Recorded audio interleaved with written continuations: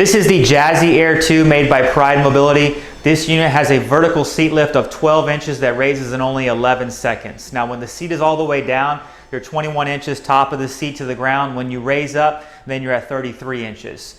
This unit has a top end speed of 4 miles an hour, whether you're in the down position or you're in the up position. The overall length of this unit is 42 inches in length, so that's about what you need to turn in a circle.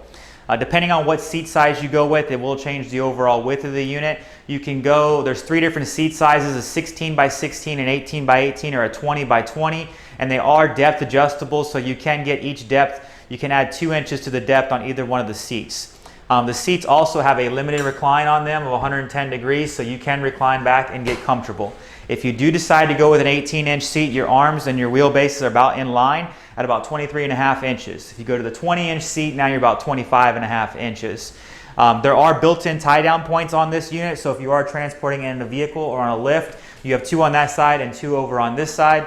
You also have headlights and tail lights, so if you want to navigate this throughout your house at night, you will be able to see with the LED lights in the front and the back.